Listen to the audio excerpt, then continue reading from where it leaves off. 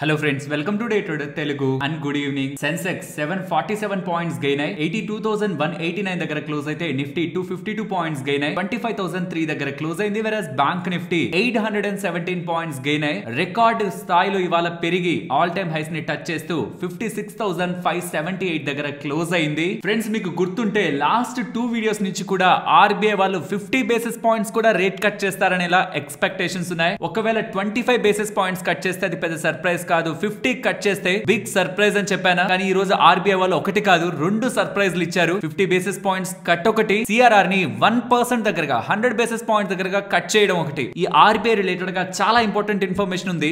Gold loans తీసుకుంటున్న వాళ్ళకి, home loan తీసుకుంటున్న వాళ్ళకి, వాళ్ళందరికీ కూడా చాలా మంచి అడ్వాంటేజ్ ని కూడా ఆర్బీఐ వాళ్ళు ప్రకటించారు. ఇవన్నీ కూడా ఈ మార్కెట్ అనాలిసిస్ అయిన వెంటనే మాట్లాడుకుందాం, అదొక సెపరేట్ టాపిక్ గా. But first let me present Tesla over night లో 14% పడింది. యూజువల్ గా యుద్ధాలంటే బార్డర్ లోకి వెళ్ళి కదా చేస్తూ ఉంటారు. వీళ్ళిద్దరు ట్విట్టర్ లో కీబోర్డ్ తో అయితే యుద్ధాలు చేస్తున్నారు. డొనాల్డ్ ట్రంప్ ఏం చెప్తున్నారంటే ఎలాన్ మస్క్ వేరింగ్ థిన్, తన వల్ల ఏం లేదని, తనని నేనే వెళ్ళిపోమన్నాను వైట్ హౌస్ నుంచి. బికాస్ ఈవీ రిలేటెడ్ గా, ఎలక్ట్రిక్ వెహికల్స్ రిలేటెడ్ గా నేను కొన్ని కొత్త రూల్స్ తీసుకొస్తూ ఉండడం తనకి నచ్చట్లేదు. బికాస్ తన బిజినెస్ పడిపోతుందని ఎలా తను భావించి నా మీద తిరుగుబాటు చేస్తున్నాడు. నా మీద, నా బిల్ మీద బిగ్ బ్యూటిఫుల్ బిల్ అనే ఒక కొత్త బిల్ తీసుకొచ్చారు కదా, ఇన్కమ్ ట్యాక్స్ లను తగ్గించి ఫిజికల్ డెఫిసిట్ ని, ఈ యుఎస్ కి సంబంధించిన అప్పుల భారాన్ని పెంచేది ఇలా ఉంటుందా బిల్ అని నిన్నటి వీడియోలో మాట్లాడుకున్నామా. ఈ వీడియోలో డీటెయిల్డ్ గా చెప్పాను, క్లియర్ గా ఎక్స్ప్లెయిన్ చేస్తూ ఎలా యుఎస్ యొక్క ప్రెసెంట్ కొత్త బిల్ యుఎస్ యొక్క డెట్ ని పెంచుతుంది అనేది నిన్నటి వీడియోలో డీటెయిల్డ్ గా మాట్లాడుకున్నాం కదా. ఇన్ఫాక్ట్ ఆ బిల్ ట్రంప్ కి ముందే తెలుసని, ట్రంప్ ఒక మాట మాట్లాడలేదని, మనం ఒక పని చేద్దాం,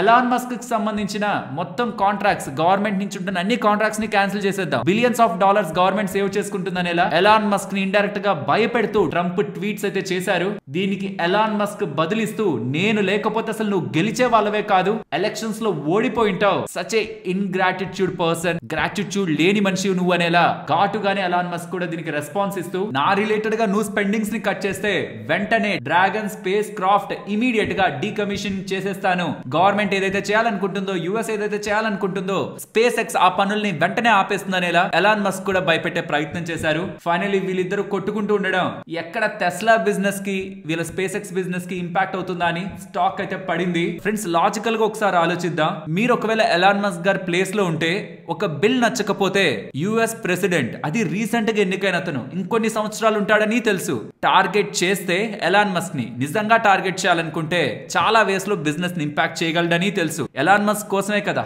ఇండియాతో గొడవ పడి మరి ఎలాన్ మస్క్ రాబోతున్నాడు ఇండియాకి అనేలా, వాళ్ళ కోసం అతన్ని ఇన్వైట్ చేయడానికే మన గవర్నమెంట్ ట్యాక్స్ ని కూడా తగ్గించేస్తుంది అనేలా మనకు అప్డేట్స్ వచ్చాయి. ఇప్పుడు వీళ్ళిద్దరూ విడిపోతే obviously Indian government US pressure కి తలొంగాల్సిన అవసరం లేదు. ఇన్ఫాక్ట్ ట్రంపే చెప్పే అవకాశం ఉంది, ఎవరికేం సబ్సిడీస్ ఇవ్వద్దు, ఆ ట్యాక్స్ లను అలానే ఉంచండి, మీరు చేస్తున్నదే మంచి పని, బాగా ఆలోచిస్తే ఇండియా పెడుతున్న ట్యాక్స్ లే మంచిదని. ఎలాన్ మస్క్ ఎంట్రీ ఇండియాలో కష్టం చేసే అవకాశం కూడా ఉంది కదా. ఇవన్నీ ఎలాన్ మస్క్ కి తెలీదా? తెలిసినా దాన్ని రెసిస్ట్ చేస్తూ, దాని కారణంగా యుఎస్ రెసిషన్ లోకి వెళ్ళిపోతుంది, సెకండ్ హాఫ్ ఆఫ్ FY26 లో రెసిషన్ లోకి వెళ్ళిపోతుంది అని, అమెరికా బ్రోక్ అవుతుంది, అమెరికా దివాలా తీస్తుంది, బ్యాంక్రప్సీకి వెళ్తుంది అనేలా రీసెంట్ స్టేట్మెంట్స్ ఎలాన్ మస్క్ నుంచి. ప్రాబబులీ అమెరికా లాంటి డిజాస్టర్ కి వెళ్తే ఎవరు తన కార్లు కొనరనా, బిజినెస్ లన్నీ ఇంపాక్ట్ అవుతాయనా, మరి రీజన్ ఏంటో అమెరికా కోసమేనా అని, దీని వెనక ఇంకొక అంతరార్థం కూడా ఉండొచ్చు. బట్ ఫైనలీ ఒక big drama as a centre stage గా, యుఎస్ సెంటర్ స్టేజ్ గా కరెంట్ నడుస్తూ ఉంది. అండ్ కొన్ని పర్సనల్ స్టేట్మెంట్స్ కూడా ఎప్స్టీన్ ఫైల్స్ రిలేటెడ్ గా తను చేశారు ట్రంప్ రిలేటెడ్ గా.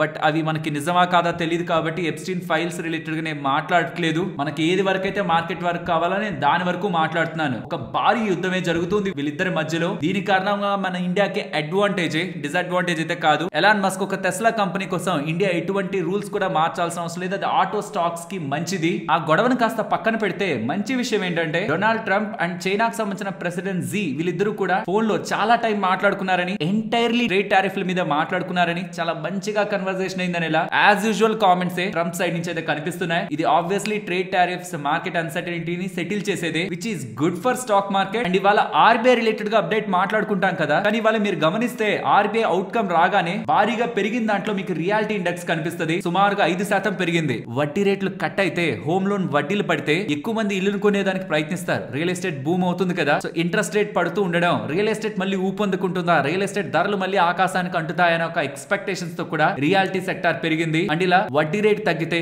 చాలా మంది అప్పులు తీసుకొని, అంటే చాలా మంది ఇన్ ద సెన్స్ కంపెనీస్ అప్పులు తీసుకొని వాళ్ళ బిజినెస్ ని పెంచుకునే ప్రయత్నంలో, కన్సంప్షన్ ఇంప్రూవ్ అవుతున్నప్పుడు మెటల్, కన్స్ట్రక్షన్ ఈ స్పేస్ లో కూడా మనకి మనకి డిమాండ్ కనిపిస్తుంది. 2 wheeler 3 wheeler 4 wheeler and commercial vehicles కూడా వడ్డీ రేట్లు తగ్గితే వాటిని కూడా ఎక్కువ మంది కొనే అవకాశం ఉంటుంది. కాబట్టి ఆటో స్పేస్ లో కూడా మనకి మంచిది కనిపించింది, కనిపించింది. కానీ బ్యాంకింగ్ స్పేస్ ని కొంత డబుల్ సైడెడ్ గా చూడాలి. బ్యాంక్స్ ఇవాళ పెరిగాయి కానీ చెప్పండి వడ్డీ రేట్ ని తగ్గిస్తే ఇమీడియట్ గా బ్యాంక్స్ కూడా ఆ వడ్డీ రేటు తగ్గింపుని అందరికి పాస్ చేయాలి కదా. లోన్స్ ఇమీడియట్ గా పాస్ చేయాలి, తక్కువ టైం పీరియడ్ లోనే పాస్ చేయాలి. కానీ డిపాజిట్ల పరంగా వెంటనే మార్చరు, కొంత టైం తీసుకుంటారు. Most of the banks particular గా ఎస్బీఐ సైడ్ నుంచి కూడా ఏం వినిపిస్తూ ఉంటుందంటే ఎప్పుడైనా ఒక రేట్ కట్ డిపాజిట్స్ లో ఇమీడియట్ గా పడదు, లోన్స్ మీద ఇమీడియట్ గా పడుతుంది. సో ఎప్పుడైనా ఒక రేట్ కట్ బ్యాంక్స్ కి మంచిది కాదు, ఇమీడియట్ గా మంచిది కాదు. ఇంకొక 2-3 క్వార్టర్స్ పడుతుంది అది అడ్జస్ట్ అవ్వడానికి. వాళ్ళ నెంబర్స్ లో ఇమీడియట్ గా ఏం ఎక్స్పెక్ట్ చేయొద్దు. సిఆర్ఆర్ కట్ చేశారు అది ఎక్స్పెక్ట్ చేయాలి, రేట్ కట్ ని ఎక్స్పెక్ట్ చేయకూడదు. కానీ ఎందుకు పెరుగుతాయంటే బ్యాంక్స్ 3 క్వార్టర్స్ తర్వాత అయినా వాళ్ళ ప్రాఫిటబిలిటీ పెరుగుతుంది కదా. ఎక్కువ మంది లోన్ తీసుకుంటే వడ్డీ రేట్ తగ్గించిన దానికంటే లోన్ తీసుకున్న వాళ్ళ రేట్ ఎక్కువ అవుతున్నప్పుడు ఓవరాల్ బిజినెస్ పెరుగుతున్నప్పుడు మంచిది కదా బ్యాంక్స్ కనుకొని పెరుగుతాయి. కాబట్టి ఎప్పుడైనా రేట్ కట్ జరుగుతుందంటే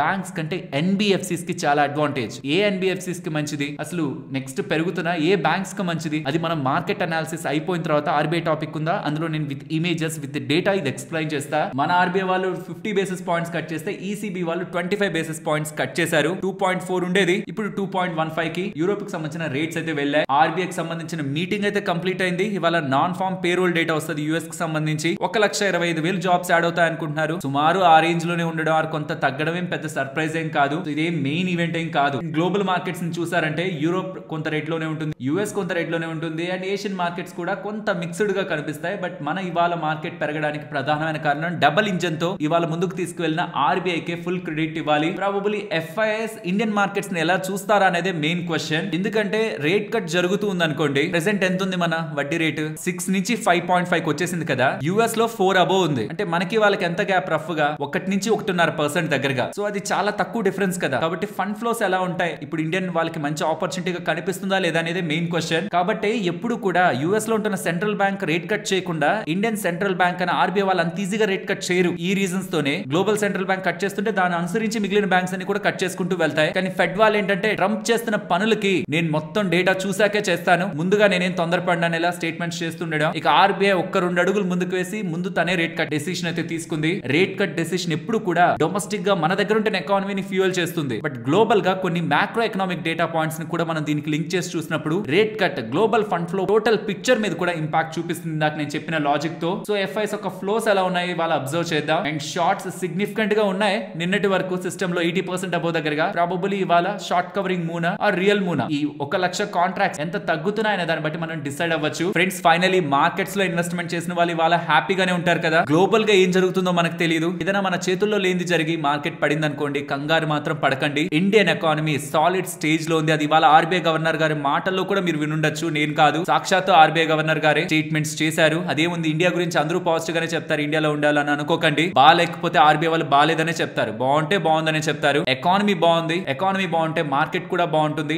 లాంగ్ టర్మ్ పిక్చర్ బానే ఉంటుంది. బట్ గ్లోబల్ గా ఏదైనా సడన్ గా ఏదైనా జరిగి మార్కెట్ పానిక్ అయితే మాత్రం మీరు కంగారు మాత్రం పడకండి. ఇలా మార్కెట్ లో ఉంటున్న ఎంటైర్ డేటాను అనాలిసిస్ చేస్తూ కంటెంట్ మీ వరకు తీసుకురావడానికి మేము పెట్టిన ఎఫర్ట్స్ మీకు వాల్యుబుల్ గా అనిపిస్తూ ఉంటే మన వీడియోని తప్పకుండా లైక్ చేయండి. ఆర్బీఐ రిలేటెడ్ గా మల్టిపుల్ అప్డేట్స్ ఉన్నాయి, ఒక్కొక్కటిగా మాట్లాడుకుందాం. ఫస్ట్ హైలైట్స్ ని చూసారంటే 2020లో 75 బేసిస్ పాయింట్స్ ఒకేసారి ఆర్బీఐ కట్ చేసిందా, దాని తర్వాత ఇదే షార్ప్ రేట్ కట్ అన్నమాట 50 బేసిస్ పాయింట్స్. నేను నిన్నటి వీడియోలోనే చెప్పాను 25 మార్కెట్ ఎక్స్పెక్ట్ చేసేదే, కానీ 50 కూడా వస్తుందనేలా మార్కెట్ లో అంచనాలు ఉన్నాయి. అది కానీ జరిగిందంటే మార్కెట్ ఒక పాజిటివ్ అన్నానా, అది పాజిటివే. దాంతో పాటు సిఆర్ఆర్ కూడా 1% అంటే 100 బేసిస్ పాయింట్స్ దగ్గరగా కట్ చేశారు. దీని కారణంగా 2,50,000 కోట్ల దగ్గరగా లిక్విడిటీ ఇంజెక్షన్ మార్కెట్ లో జరుగుతుంది. సిఆర్ఆర్ కట్ చేస్తే లిక్విడిటీ రావడం ఏంటి, దీని అర్థమయ్యేలా చెప్తాను వినండి. లెట్స్ సే బ్యాంకులన్నీ కలిపి 1,00,000 కోట్లు పెట్టుకున్నాయనుకోండి, అందులో సిఆర్ఆర్ 5% ఉందంటే దాని అర్థం 1,00,000 కోట్లలో 5,000 కోట్లు ఎక్కడా మీరు అప్పులు ఇవ్వద్దు, నా దగ్గర ఉంచండి, మీకు నేను రూపాయి వడ్డీ ఇవ్వను, బట్ అలా పక్కన పెట్టి ఉండాలి మీరు డబ్బులు. ఎందుకంటే మీ దాంట్లో ఏదైనా ఇష్యూ వస్తే మీకు లిక్విడిటీ రావాలి కదా, అన్ని అప్పులు ఇచ్చుకుంటే పోతే అలా అని. సిఆర్ఆర్ క్యాష్ రిజర్వ్ రేషియో 4% దగ్గరగా ఆర్బీఐ వాళ్ళు మెయింటైన్ చేస్తున్నారంటే 4,000 కోట్ల దగ్గరకు ఇప్పుడు డబ్బులు పక్కన ఉంటూ వచ్చింది. కానీ ఇప్పుడు 100 బేసిస్ పాయింట్స్ కట్ చేశారు అంటే ఇప్పుడు అది 3% కి వచ్చింది. ఒకప్పుడు 4,000 కోట్లు పక్కన పెట్టే వాళ్ళు కాస్త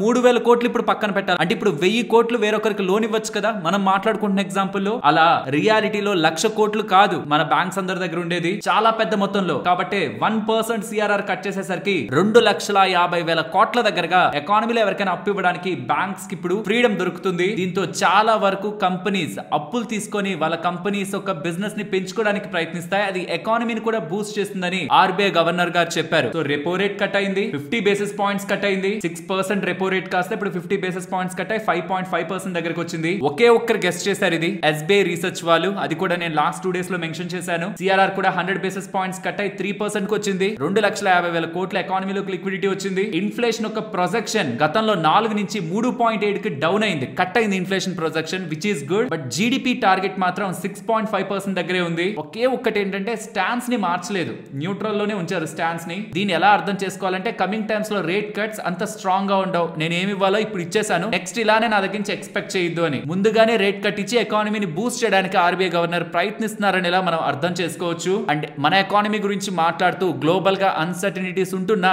ఇండియా స్ట్రాంగ్ గా గ్రో అవుతుందని ఇలా స్టేట్మెంట్స్ చేశారు. నిన్నటి వీడియోలో చెప్పాను కదా, ఇవాళ మన ఎకానమీ గురించి ఆర్బీఐ గవర్నర్ గారు పాజిటివ్ గా మాట్లాడతారు, అది కూడా మార్కెట్స్ కి మంచిదని. ఇవన్నీ కూడా ఇవాళ మార్కెట్స్ ని ఇంతలా మూవ్ చేశాయి. అలాగే హోమ్ లోన్స్ తీసుకునే వాళ్ళకు కూడా ఆర్బీఐ వాళ్ళు రేట్ కట్ చేయడం కారణంగా మీ హోమ్ లోన్స్ రిలేటెడ్ గా ఇంట్రెస్ట్ రేట్స్ కూడా కట్ అయ్యి మీకు పెద్ద మొత్తంలో సేవింగ్స్ ఈఎంఐ రూపంలో దొరుకుతుంది. బట్ సేమ్ ఈఎంఐ ని మెయింటైన్ చేశారంటే టెన్యూర్ తగ్గించుకోవచ్చు. ఐ స్ట్రాంగ్లీ సజెస్ట్, మీకు ఇన్వెస్ట్మెంట్ ఒక హ్యాబిట్ ఉందనుకోండి, టెన్యూర్ ని అలానే ఉంచేసి మీకు ఎక్స్ట్రా ఈఎంఐ ఏదైతే సేవ్ అవుతుందో అది మార్కెట్ లో ఇన్వెస్ట్మెంట్స్ చేసుకోండి. ఇన్వెస్ట్మెంట్ హ్యాబిట్ స్ట్రాంగ్ గా లేకపోతే మాత్రం టెన్యూర్ ని తగ్గించుకోండి, లేకపోతే ఎక్స్ట్రాగా మిగులుతున్న ఈఎంఐ అన్నెసరీ స్పెండింగ్స్ కి వెళ్ళిపోయే అవకాశం ఉంది. ఇక్కడ ఇంపార్టెంట్ గా నేను చెప్పాలనుకునేది, ఆర్బీఐ వాళ్ళు రేట్ కట్ చేస్తే హోమ్ లోన్స్ తగ్గడం, గోల్డ్ లోన్ రిలేటెడ్ ఇచ్చిన అడ్వాంటేజెస్ ఇవి కాదు. రేట్ కట్ చేస్తే ఎవరికి బెనిఫిట్? బ్యాంక్స్ కా, ఎన్బిఎఫ్సిస్ కా? అందరం బ్యాంక్స్ అనుకుంటాం కానీ కాదు. ఎందుకంటే రేట్ కట్ చేస్తే హోమ్ లోన్స్ అవన్నీ తగ్గించాలి కదా, మిగతా లోన్స్, ఫ్లోటింగ్ లోన్స్ అన్నిటికీ వడ్డీలు తగ్గించాలి, ఇన్కమ్ ముందు ఇంపాక్ట్ అవుతుంది. కానీ డిపాజిట్స్ మీద, ఫిక్స్డ్ డిపాజిట్ల మీద, సేవింగ్స్ అకౌంట్ మీద డిపాజిట్స్ మీద వడ్డీ తగ్గించడానికి చాలా టైం పడుతుంది, 3 quarters పడుతుంది అంటున్నారు. Q3 లో ఇది రిఫ్లెక్ట్ అవుతుంది అంటున్నారు. ఈ లోపు బ్యాంక్స్ కేం పెద్ద ఎడ్జ్ ఉండదు, కానీ ఎడ్జ్ వచ్చేది ఎన్బిఎఫ్సిలకి. స్క్రీన్ ముందు పెడుతున్నాను చూడండి, వీళ్ళు అప్పు తెచ్చుకొని ఉంటారు, ఆ అప్పు ఎక్కువ వడ్డీకి ఉంటుంది. ఆ వడ్డీ కానీ తగ్గితే, ఇప్పుడు రేట్ కట్ కారణంగా తగ్గితే ఇమీడియట్ ప్రాఫిట్ వీళ్ళకి. సో ఎవరెవరికి ఎంతెంత సెన్సిటివిటీ ఉంది, ఎవరెవరు దీని కారణంగా ఎంతెంత లాభపడతారు, ఫ్లోటింగ్ రేట్ ఎవరెవరు ఎంతెంత మెయింటైన్ చేస్తున్నారన్న పర్సంటేజ్ కూడా మీకు ఇక్కడ ఇచ్చేస్తున్నాను. దీనికి కారణంగా ఏ ఎన్బిఎఫ్సిలకి ఎక్కువ అడ్వాంటేజ్ ఉంటుంది అనేది కూడా ఇక్కడ మీకు అర్థమవుతుంది.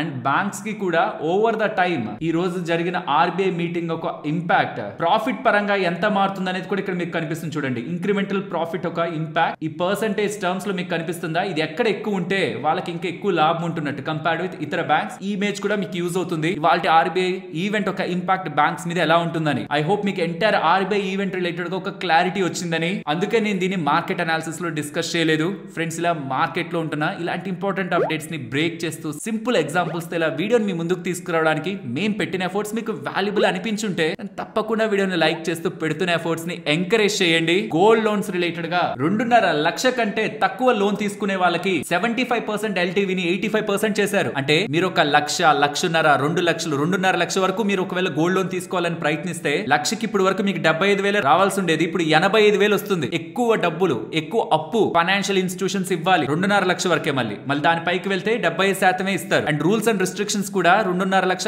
దానికంటే తక్కువ లోన్ తీసుకునే వాళ్ళకి చాలా వరకు ఈజ్ చేసేసారు. గోల్డ్ లోన్ తీసుకునే వాళ్ళకి ఇది డెఫినెట్లీ శుభవార్త. ఇప్పుడు దీని కారణంగా గోల్డ్ లోన్స్ ఇచ్చే ఫైనాన్షియల్ ఇన్స్టిట్యూషన్స్ లో వేటికి ఎక్కువ లాభం ఉంటుంది? మీకు కంటి ముందు కనిపిస్తున్నవన్నీ కూడా గోల్డ్ లోన్స్ ఇచ్చేవే, కానీ అందులో ఎక్కువగా ఇచ్చేది ముతూత్. 95% వాళ్ళ బుక్ లో గోల్డ్ లోన్స్ ఉంటాయి. రెండవది మనపురం 73% వాళ్ళ బుక్ లో గోల్డ్ లోన్స్ ఉంటాయి. మూడవది సిఎస్బి బ్యాంక్ 45% వాళ్ళ లోన్ బుక్ లో గోల్డ్ ఉంటుంది. సిటీ యూనియన్ బ్యాంక్ 25.7% వాళ్ళ ఎంటైర్ బుక్ లో గోల్డ్ లోన్స్ ఉంటాయి. ఐఐఎఫ్ఎల్ 21%, ఫెడరల్ బ్యాంక్ 13% వాళ్ళ బుక్ లో గోల్డ్ లోన్స్ ని మెయింటైన్ చేస్తాయి. ఈ రేషియోలో వాటికి బెనిఫిట్స్ ఉంటాయి అనమాట. మోస్ట్ ఆఫ్ ద బ్యాంక్స్ ఇచ్చేటివన్నీ చిన్న లోన్సే కాబట్టి ఆర్బీఐ వాళ్ళు తీసుకొచ్చిన ఈ కొత్త రూల్ డెఫినెట్లీ వీటన్నిటికీ అడ్వాంటేజ్ ఇస్తుంది. బట్ నేను ఇందాక మాట్లాడిన పర్సంటేజ్ లోనే వీళ్ళకి అడ్వాంటేజ్ ఉంటుంది, అంతేకాని అందరికీ ఈక్వల్ గా కాదు. అలాగే సిల్వర్ గురించి చాలా మంది అడుగుతున్నారు. గోల్డ్ ఏమో ప్రాఫిట్ బుకింగ్ వచ్చింది, గోల్డ్ ఏమో పడింది, కానీ సిల్వర్ పెరుగుతుంది, రికార్డ్ హైస్ ని టచ్ చేస్తుంది. రీసెంట్ టైమ్స్ లో ఎందుకు ఇంతలా స్ట్రాంగ్ గా సిల్వర్ పెరుగుతుందని ఫ్రెండ్స్, ఎప్పుడైతే సిల్వర్ రిలేటెడ్ గా ఈ వోలటాలిటీ, మొమెంటం రిలేటెడ్ గా మార్కెట్ లో చేంజ్ కనిపించడం మొదలైందో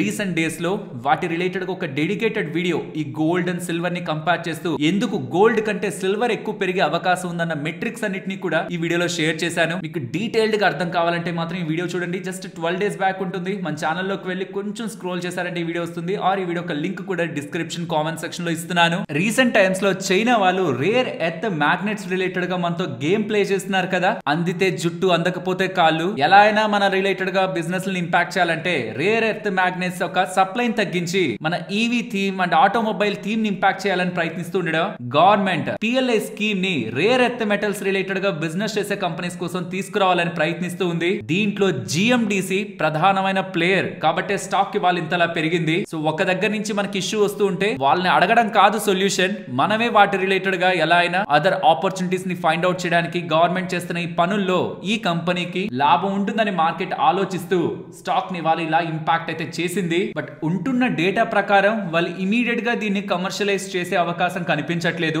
FY27 అండ్ FY28 లోనే దీని రిలేటెడ్ గా వాళ్ళు కమిషనింగ్ చేసే అవకాశం ఉంది. But at least in the long term లో కూడా మనం డిపెండెన్సీని తగ్గించుకోవడానికి గవర్నమెంట్ ఈ స్పేస్ ని కూడా స్ట్రాంగ్ గా బిల్డ్ చేయడానికి అయితే ప్రయత్నిస్తూ ఉంది.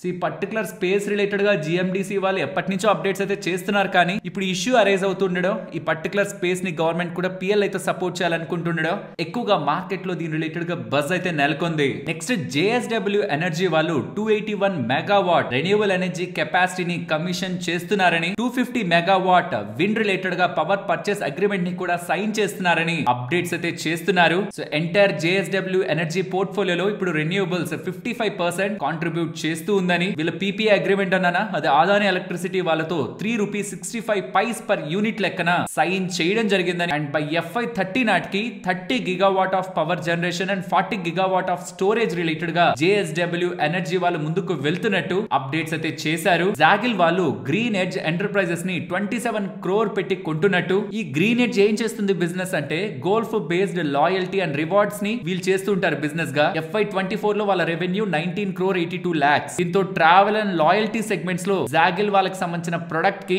ప్రొపెల్ ఇంకాస్త స్ట్రెంత్ అయితే దొరుకుతుంది. ఈ సేమ్ జాగిల్ వాళ్ళే ఇంకొక కంపెనీని కూడా డైస్ ఎంటర్ప్రైజెస్ ని కూడా 123 crore పెట్టుకుంటున్నారు. ఇది కూడా ఒక స్పెండ్ మేనేజ్మెంట్ కంపెనీ. వీళ్ళకంటూ ఒక ఓన్ కస్టమర్ బేస్ ఉంది ఈ డైస్ ఎంటర్ప్రైజెస్ కూడా. సో ఇలా అక్వైర్ చేయడం కారణంగా వీళ్ళ కస్టమర్ బేస్ ఇప్పుడు జాగిల్ కి వస్తుంది అండ్ ప్రొడక్ట్ పోర్ట్ఫోలియో ఎక్స్పాండ్ అవుతుంది, బిజినెస్ ఇంప్రూవ్ అవుతుంది అని ఇనార్గానిక్ అక్విజిషన్స్ ద్వారా కూడా వీళ్ళు ప్రయత్నిస్తున్నారు. ఇలా మల్టిపుల్ అక్విజిషన్స్ జాగిల్ సైడ్ నుంచి కనిపిస్తున్నాయి. అశోక బిల్డ్ కాన్ వాళ్ళకి multi city smart traffic projects Maharashtra related గా లభించాయని, వాటి విలువ 1387 కోట్ల నెల అప్డేట్స్ అయితే చేశారు. తేజస్ నెట్వర్క్స్ ఇవాళ కొంత స్ట్రాంగ్ గా కనిపించింది కదా starting of the day. Reason వీళ్ళకి 122 crore 96 lakhs విలువ చేసే PLI incentive department of telecommunications నుంచి లభించిందని ఎక్స్చేంజెస్ కి అయితే చెప్తున్నారు. Across the India hotel payments ని సింప్లిఫై చేయడానికి రేట్ గెయిన్ వాళ్ళు రోజర్ పే వాళ్ళతో టైఅప్ అయ్యారని, దీంతో హోటల్స్ లో యూపీఐస్ ని, కార్డ్స్ ని, వాలెట్స్ ని, net banking, EMI, pay later options అన్నిట్లో కూడా